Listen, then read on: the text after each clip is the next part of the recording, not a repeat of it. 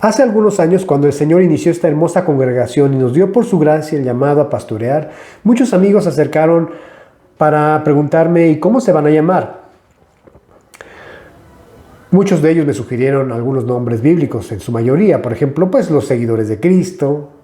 Alguno me dijo, pues ponle la rosa de Sarón o el lirio de los valles. Algún otro chistoso me dijo, pues, ¿qué te parece la iglesia de los santos del octavo día?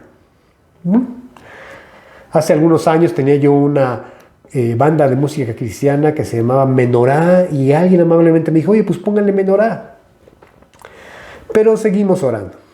Hasta cierta ocasión que pensaba yo, ¿y qué nombre le pondremos? Entonces recibí un manual de entrenamiento del pastor Heriberto Hermosillo que se llama Sembrados en Buena Tierra y me pareció excelente el nombre para nosotros. Sin embargo, entendí, el nombre ya tenía un registro, así es que pues prácticamente descarté la posibilidad de que llevase ese nombre.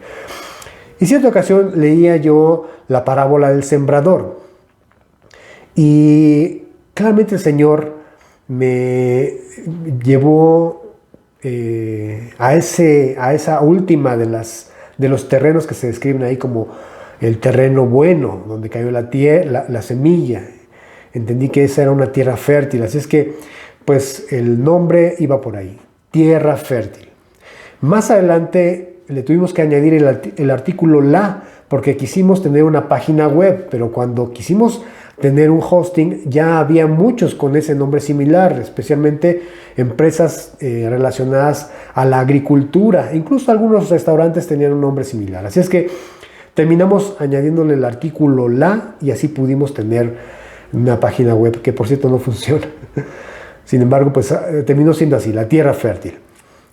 Sin embargo, más que el nombre de una congregación, el significado es lo más importante porque sin duda creo que es el llamado que todos nosotros tenemos como creyentes de parte de Dios si queremos llevar fruto. Te voy a pedir que por favor me acompañes el día de hoy a meditar en esto, en el Evangelio de Lucas. Vamos a leer en el capítulo 8, entre los versos 4 al 15. Lucas 8, del 4 al 15, y como cada año, hace 8 días les decía, vamos a repasar esto como un modelo de visión que tenemos como congregación, ¿ok?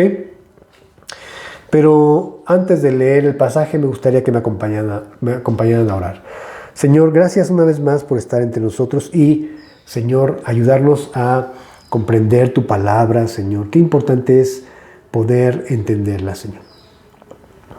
Lleva a cada uno de nosotros de tu mano preciosa, de la mano de tu Espíritu, para poder tener esa capacidad de entendimiento que solo tú puedes darnos y para poder con esto conocerte más y ver en nosotros cumplido tu propósito, Señor. Gracias, Señor. A ti sea la gloria, en el nombre de Jesús. Amén. Dice así, Lucas 8, 4 al 15. Juntándose una gran multitud y los que de cada ciudad venían a él, les dijo por parábolas.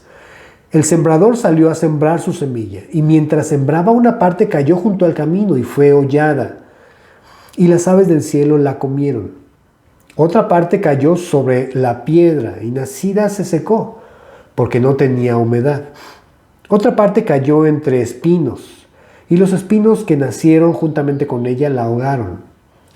Otra parte cayó en buena tierra, y nació y llevó fruto a 100 por uno. Hablando estas cosas decía a gran voz, el que tiene oídos para oír, oiga. Y sus discípulos le preguntaron diciendo, ¿qué significa esta parábola? Y él les dijo, a ustedes les es dado conocer los misterios del reino de Dios, pero a los otros por parábolas, para que viendo no vean y oyendo no entiendan. Esta es pues la parábola. La semilla es la palabra de Dios. Y los de junto al camino son los que oyen, y luego viene el diablo y quita de su corazón la palabra para que no crean y se salven. Los de sobre la piedra son los que, habiendo oído, reciben la palabra con gozo, pero estos no tienen raíces. Crecen por algún tiempo, y en el tiempo de la prueba se apartan. La que cayó entre espinos, estos son los que oyen, pero oyéndose son ahogados por los afanes y las riquezas y los placeres de la vida y no llevan fruto. Mas la que cayó en buena tierra, estos son los que con corazón bueno y recto retienen la palabra oída y dan fruto con perseverancia. Debió haber sido difícil para los discípulos de Jesús entender por qué eran tan pocos en el pueblo judío y en especial los dirigentes religiosos que creían y seguían a Jesús. Y las multitudes que habían venido a oír a Jesús se vieron atrapadas entre la curiosidad superficial en los milagros que él hacía y en un deseo de no ofender a los dirigentes religiosos. Un seguidor anónimo de Cristo le hizo esa misma pregunta en Lucas capítulo 13, verso 23. Lucas 13, 23 dice: Señor, ¿son pocos los que se salvan? Jesús ya en el Sermón del Monte había contestado a esta pregunta de alguna forma. En Mateo capítulo 7, verso 13 y 14, Mateo 7, 13 al 14 dice: Entren por la puerta estrecha, porque ancha es la puerta y espacioso el camino que lleva a la perdición, y muchos son los que entran por ella. Estrecha es la puerta y angosto el camino que lleva a la vida, y pocos son los que la hallan. A fin de ayudar a sus discípulos a entender la causa del creciente rechazo por parte de Israel, Jesús les declaró una parábola aclaratoria sacada directamente del mundo agrícola. Ya lo leímos, pero lo malo es que nadie entendió la parábola, ni siquiera sus discípulos, no hasta que el Señor les explicó lo que significaba. Hoy sigue siendo igual. Cada uno de nosotros necesita la ayuda del Espíritu Santo para poder entender la palabra del Señor, tanto de forma natural como de forma espiritual. Ve lo que dice Jesús en Juan, en el capítulo 14, en el verso 26. Juan 14, 26. Dice: Mas el Consolador, el Espíritu Santo, a quien el Padre enviará en mi nombre, Él les enseñará todas las cosas y les recordará todo lo que yo les he dicho. Entonces es el Espíritu el que nos enseñará, nos recordará todas las cosas, todo aquello que el Señor ha dicho. Pero solo a los de corazón dispuesto y con humildad reconocen la necesidad de entender su palabra, con el propósito de conocerle y de seguir siendo transformados. A estos es a los que el Señor les revela su palabra, como el caso de Esdras, que primero dispuso su corazón para inquirir en la ley del Señor, para después cumplirla y finalmente enseñarla. Esto lo encuentras en Esdras capítulo 7, verso 10, que meditamos hace 8 días. Pero de forma más clara, vamos a leer lo que dice en nuestro pasaje, Lucas 8, el verso 9. Observa, sus discípulos le preguntaron diciendo: ¿qué significa esta parábola? ¿Será que es necesario que nosotros, cada vez que abrimos nuestra Biblia para meditar, para intentar meditar y pensar en lo que ésta dice, sea necesario decirle al Señor: Señor, ¿qué significa esto que acabo de leer? ¿Qué significa esto que me estás enseñando en tu palabra? Porque toda la palabra, toda la escritura dice, es inspirada por Dios y es útil para enseñar, para redarguir, para instruir, para corregir en justicia, a fin de que todo hombre de Dios sea enteramente preparado para toda buena obra, ¿no? Dice por ahí 2 de Timoteo 3:16. Entonces es necesario que con corazón humilde le digamos al Señor: enséñame. Y el verso 10, ahí Lucas 8, 10 dice: y Él les dijo: a ustedes les es dado conocer los misterios del reino de Dios, pero a los otros por parábolas, para que viendo no vean y oyendo no entiendan. Vamos a empezar preguntándonos: ¿a qué se referirá el Señor en este caso cuando dice el misterio del reino? solo para que podamos entenderlo, dice: a ustedes les es dado conocer los misterios del reino. ¿A qué se refiere, Señor, con eso de misterios del reino?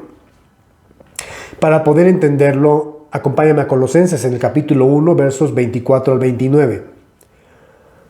Colosenses 1, 24 al 29. Dice: ahora me gozo en lo que padezco por ustedes y cumplo en mi carne lo que falta de las aflicciones de Cristo por su cuerpo, que es la iglesia, de la cual fui hecho ministro según la administración de Dios que me fue dada para con ustedes, para que anuncie cumplidamente la palabra de Dios.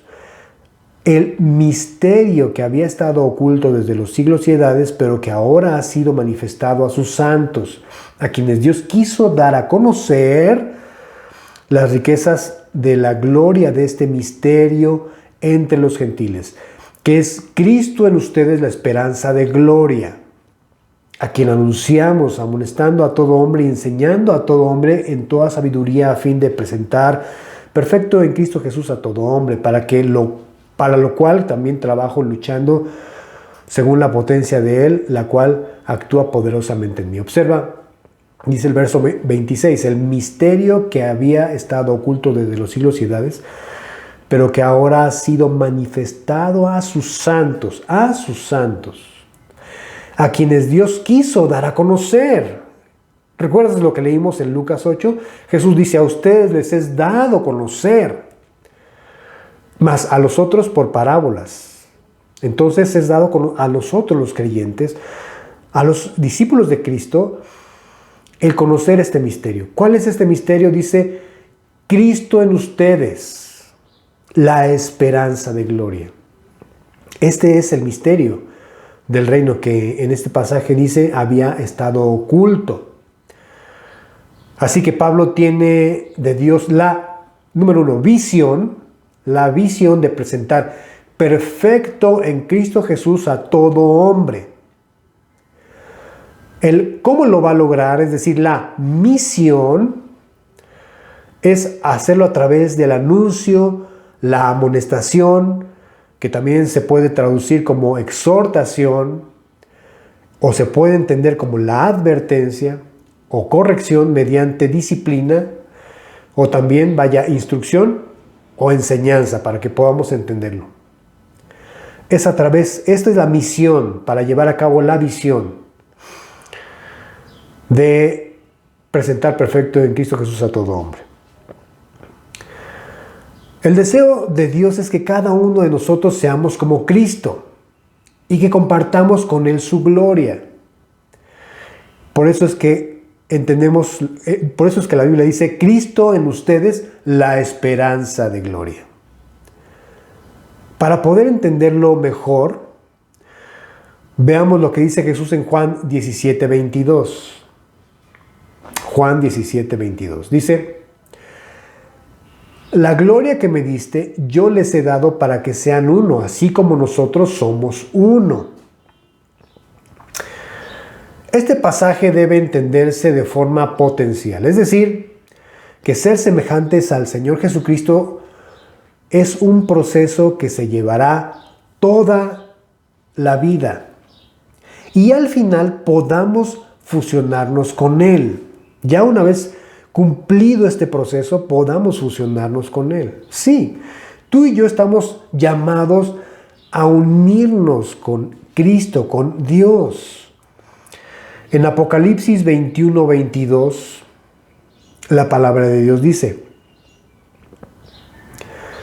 y no vi en ella templo, porque el Señor Dios Todopoderoso es el templo de ella y el Cordero. Es decir, en la Nueva Jerusalén no hay templo. Pero ve lo que dice ahí mismo en Apocalipsis 3:12. Al que venciere, yo le haré columna en el templo de mi Dios y nunca más saldrá de allí. Entonces, ¿hay templo o no hay templo en la Nueva Jerusalén? La respuesta es sí, sí hay templo. Pero no es como nosotros lo vemos hoy por hoy, como una construcción. El templo, ya lo vimos, es Dios mismo. Y dice Apocalipsis 3:12 que al que venciere, el Señor lo hará columna en ese templo. Entonces, significa que seremos parte de ese templo. Estaremos fusionados con Dios entonces. Para poder entenderlo, ve lo que dice Jesús ahí mismo en Juan, lo que leímos en el capítulo 17. Leemos otra vez el verso 22 al 23. Dice Juan 17, 22 al 23. La gloria que me diste yo les he dado para que sean uno, así como nosotros somos uno. Yo en ellos y tú en mí, para que ellos sean perfectos en unidad, para que el mundo conozca que tú me enviaste y que los has amado a ellos como también a mí me has amado. El énfasis que quiero poner es en el verso 23, yo en ellos y tú en mí, para que seamos perfectos en unidad. Perfectos en unidad, una unidad perfecta, una fusión perfecta entre la iglesia victoriosa con Dios. ¿Ok? Ese es el llamado. En otras palabras, fusionarnos con Cristo es poseer la gloria de Cristo. A eso se refieren las Escrituras cuando dice Cristo en nosotros, la esperanza de gloria, lo cual sucederá en las bodas del Cordero. Entonces, este es el misterio del reino, el cual Jesús quiere dar a conocer a los que se lo piden, a los que lo anhelan a Él. ¿Ok? A sus discípulos, a la iglesia victoriosa. Para que podamos comprender esto. Pero en contraste con lo que leímos en Colosenses 1:26, que nos dice que a la iglesia se le ha revelado el misterio, hay un grupo mayoritario que lamentablemente se pierde porque el evangelio pues no les ha sido revelado. Acompáñame a 2 de Corintios capítulo 4 verso 4. 2 de Corintios 4:4. Pero si nuestro evangelio está aún encubierto, entre los que se pierden está encubierto, en los cuales el Dios de este siglo cegó el entendimiento. Y te voy a pedir que por favor resaltes, subrayes esa palabra entendimiento de los incrédulos, para que no les resplandezca la luz del evangelio de la gloria de Cristo, el cual es la imagen de Dios. Como tú puedes ver, el entendimiento es algo que está resaltado en la Biblia. Es decir, Dios quiere ponderar esa palabra entendimiento en nosotros porque es definitivamente necesario para todo creyente que pretende llevar fruto y que pretende ser discípulo de Cristo. Entender la palabra y no quedarte en ignorancia. Por eso Jesús les habla a los demás por parábolas, para que viendo no vean y oyendo no entiendan. Tú preguntarás, ¿qué no es del interés de Jesús el que los inconversos vean o entiendan? Claro que sí.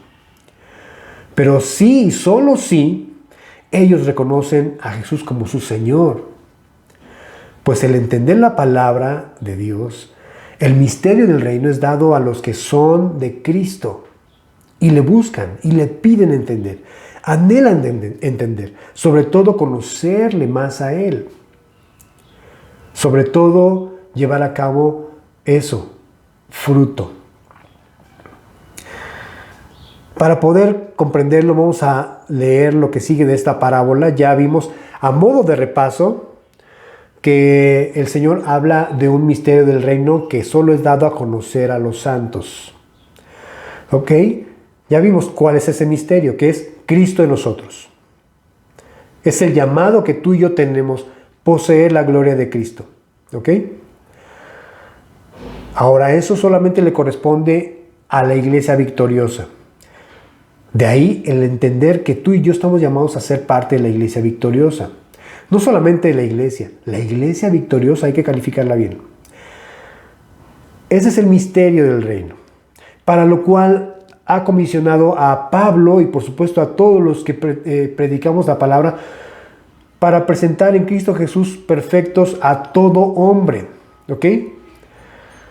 a través de la enseñanza, a través de la amonestación, toda la práctica que tenemos hoy por hoy, los que estamos alrededor estudiando la Biblia.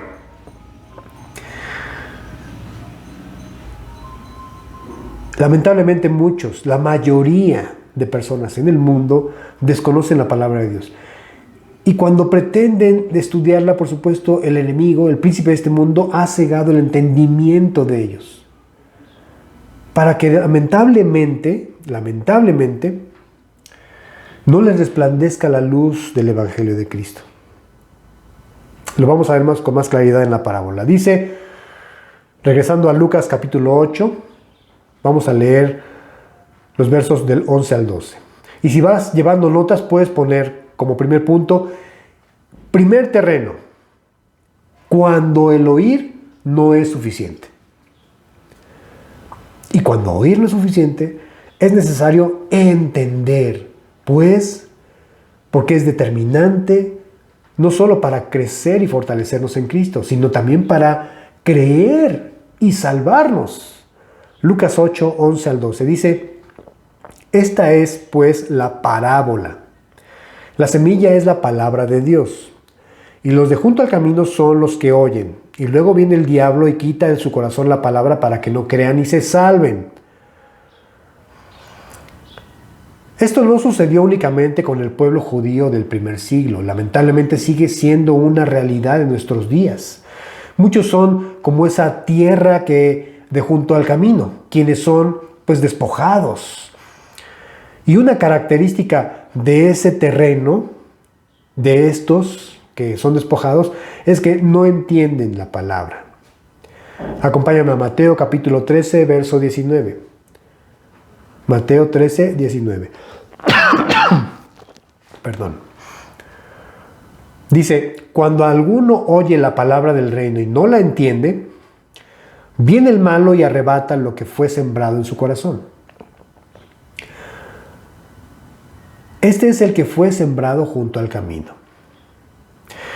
Por favor, nuevamente te pido, resalta esa palabra, entiende. Cuando alguno oye la palabra del reino y no la entiende, ahí, al no entenderla, es cuando viene el malo, que Lucas claramente desenmascara diciendo es el diablo, y arrebata lo que fue sembrado en su corazón.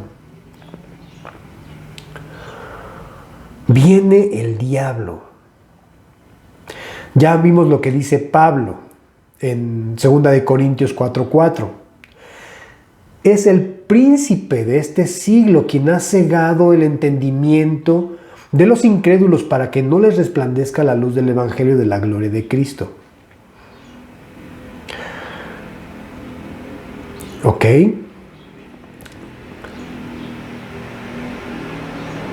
Yo quiero preguntar de manera muy, pues, a lo mejor a modo de confrontación, a modo de meditación, yo diría más bien. ¿Quién se identifica con este primer terreno?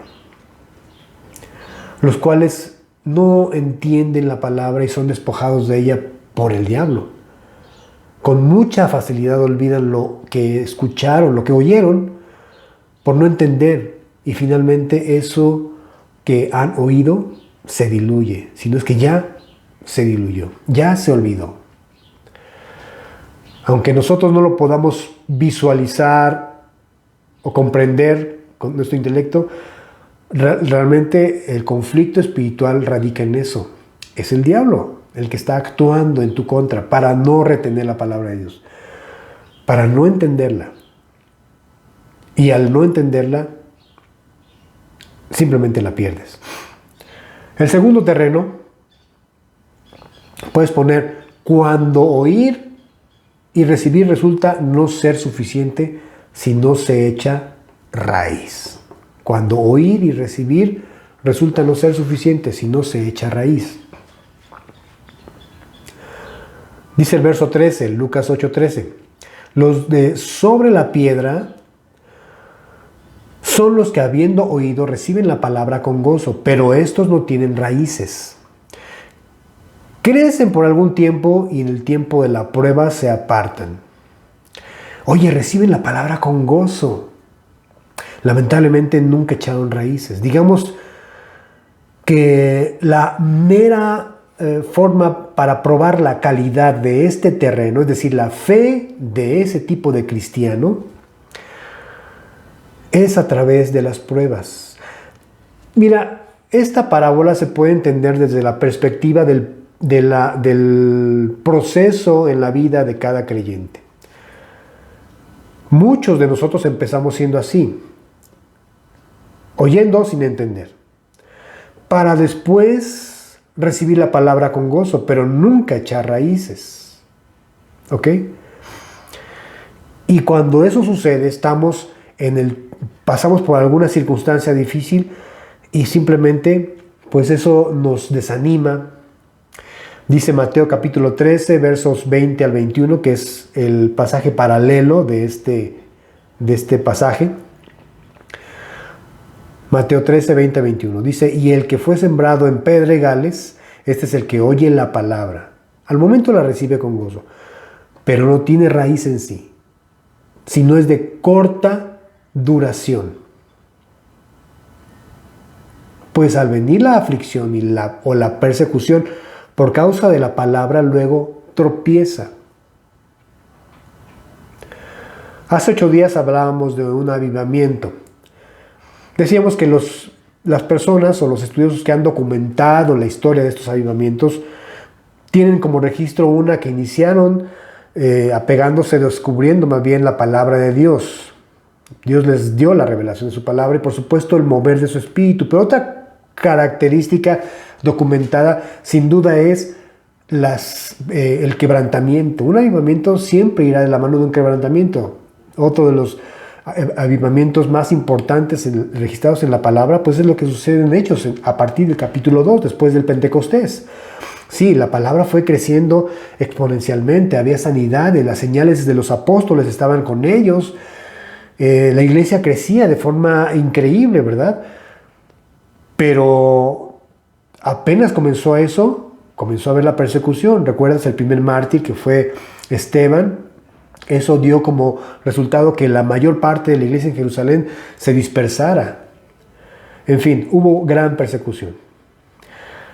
Pero eso, por supuesto, no dio pie para que muchos se desanimaran. Por lo contrario, por lo que se entiende la palabra es que la iglesia aún así creció. Sí, solo sí, esta iglesia tiene raíz, está, sujeta a Cristo. Como dice Proverbios capítulo 3, ¿verdad?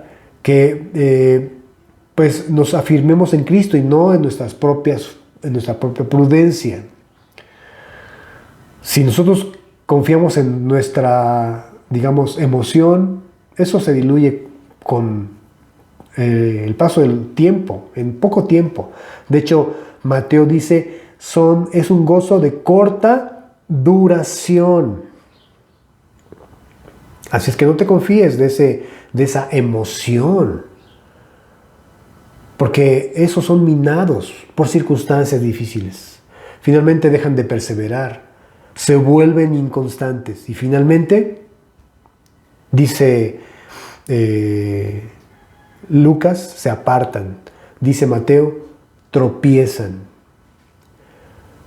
Así es que vuelvo a hacer otra vez la pregunta de meditación. ¿Quiénes están identificados con ese tipo de terreno? Ya vimos los que son despojados, ahora los que no tienen raíz, los que son piedra. Y eso incluso da pie a otro pensamiento, ¿no? La semilla que cayó entre la piedra, bueno, pues la piedra es dura, no puede entrar la raíz de la semilla ahí. Muchas veces tenemos un corazón duro. Leímos hace 8 días lo que Dios promete en Ezequiel capítulo 26, ¿no? Él quitará de nosotros el corazón de piedra para poner un corazón de carne. Por eso es que la mayoría, lamentablemente, siguen sin entendimiento, porque también hay un corazón duro, que Dios quiere, por supuesto, cambiar. Créemelo, Él quiere cambiar en todos un corazón de piedra para poner un corazón de carne, blandito, donde la semilla entre y haga raíz. Desafortunadamente, nuestra decisión siempre es al contrario. Lo más fácil es creerle al mundo y no creerle a Dios. El tercer terreno, si llevas notas puedes poner cuando oír no es suficiente si no se lleva fruto.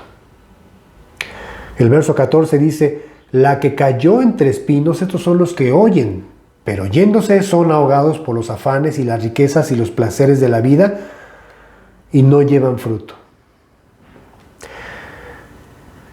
La palabra afanes viene del griego meribna, que significa ansiedad o preocupación, y da la idea de ser un distractor. Estos han oído la palabra, pero están muy influenciados por el mundo. Lamentablemente, la mayoría de cristianos, es decir, la mayoría de nosotros, estamos ahí. Somos distraídos por preocupaciones cotidianas y más en tiempos como los que estamos viviendo.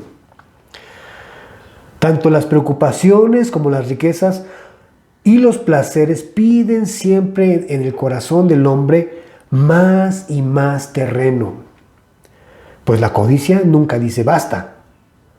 Y a medida que estas malignas plantas cobran auge en nuestra vida, chupan más y más la savia vital de nuestras almas. La semilla que es la palabra de Dios dispone entonces en estas circunstancias de cada vez menos terreno en que pueda arraigarse y desarrollarse normalmente y dar fruto. En pocas palabras, pues esa es la vida cotidiana de la mayoría de los creyentes, la mayoría de los cristianos. Vivimos bajo la sombra de esos espinos. Digamos que la metáfora puede, ilustrarnos esa semilla que creció junto a espinos y cuando los espinos crecieron le hicieron sombra. Entonces la luz solar no penetró bien a esa semilla, no hubo fotosíntesis, por supuesto entonces no creció. La mayoría de las plantas, yo no soy muy experto, pero me encanta a mí tener plantas. El pasto, por ejemplo, que depende de 3 elementos al menos, ¿no? Que es agua, oxígeno y luz. Y por supuesto también podría yo pensar en la tierra. Pero si uno de estos elementos falta, o bien se pone amarillo, o se comienza a poner, se comienza a abrir, ya comienzas a ver la tierra, ya se está marchitando. A muchas plantas les sucede lo mismo.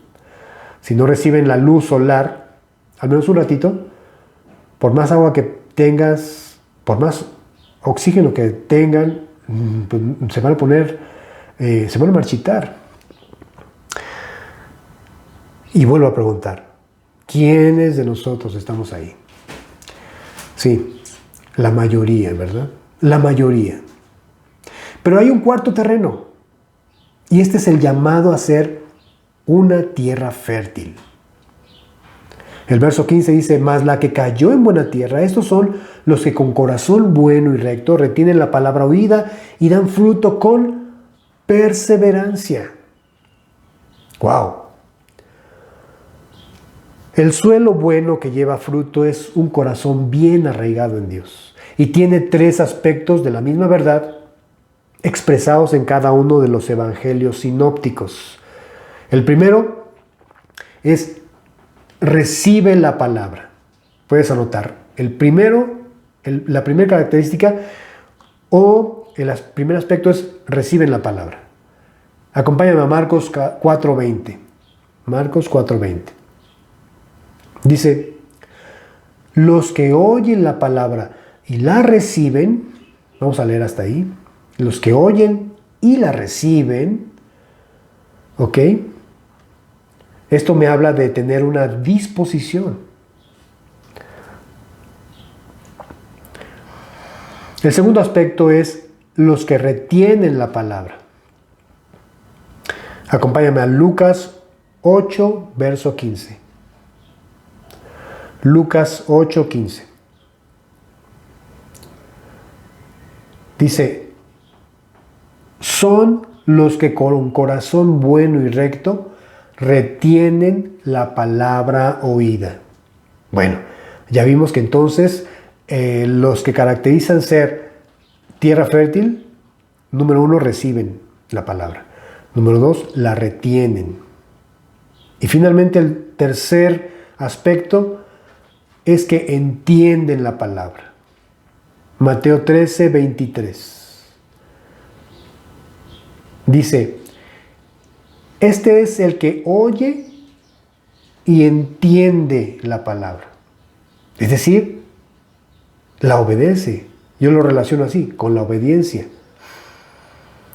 Muy similar al modelo de Esdras, que primero dispuso su corazón para meditar en ella, en la palabra, en la ley de Dios, y finalmente para cumplirla, es decir, obedecerla. Y el resultado de estos tres aspectos de la tierra fértil, pues es que dan fruto. El nombre de esta congregación nació así, con el anhelo de verdaderamente ser discípulos que den fruto. No queremos poner mucho énfasis en el nombre de esta congregación, sino en el significado de este nombre, la tierra fértil. Nuestra oración es que más cristianos seamos esa tierra fértil, porque esta es justo la dirección para ver en nosotros algún día cumplida la visión de Dios, la cual es Cristo en nosotros, en ti y en mí. Es decir, que seamos Cristo, que tengamos su gloria.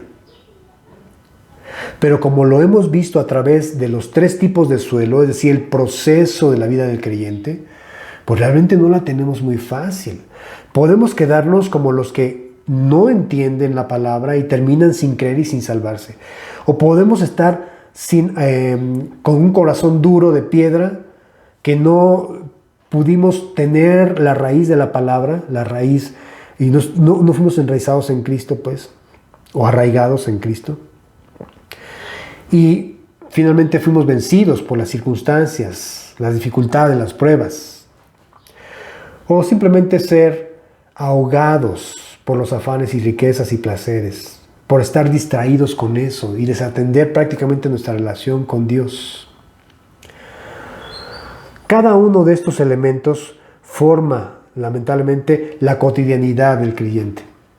Pocos son los que han decidido convertirse verdaderamente en una tierra fértil. Pero ese es el llamado que está ahí todos los días, que tú y yo tenemos de parte de Dios. Cada uno decide el tipo de cristiano que quiere ser, el tipo de terreno que quiere ser. Pero solo la tierra fértil, esos son los que producen fruto y finalmente alcanzarán la gloria de Cristo. Espero ser o comunicarme con esto porque es muy importante. Es determinante entonces poder entender, poder recibir, poder disponer nuestro corazón. Todo lo que hoy meditamos de forma breve es parte de la vida o el llamado que cada creyente tiene. Finalmente quiero hacerte esta pregunta, a modo también de meditar. ¿Tú quisieras ser ese terreno fértil? ¿Por qué no se lo dices al Señor? Transfórmame en esa tierra fértil que al final dé fruto. Porque si algo quiero es ver tu gloria. Padre Santo, ese es el llamado que tú nos has dado a todos nosotros como creyentes, Señor. Mi Dios, y aunque no es fácil, Padre Santo, yo sé que muchos hemos entendido claramente que pues ya hemos pasado por este proceso de desconocimiento, de desentendimiento, de desánimo, de distracción. Lo que pocos sí hemos experimentado es ver en nosotros cumplido tu propósito de llevar fruto. Y yo te pido que tú nos ayude, Señor. Sin duda tú quieres que eso suceda en nuestras vidas. Yo recuerdo la parábola de Jesús en Juan 15, cuando dice que Él es la vid, nosotros los pámpanos, y el Padre es el labrador. Y todo pámpano que lleva fruto, lo cortará para que lleve más fruto. Seguramente, pues seguiremos los que hemos decidido migrar de ser creyentes a discípulos y pretendemos ser una tierra fértil. Señor, permitirás que sí seamos podados, que seamos quebrantados, con el propósito de llevar más fruto.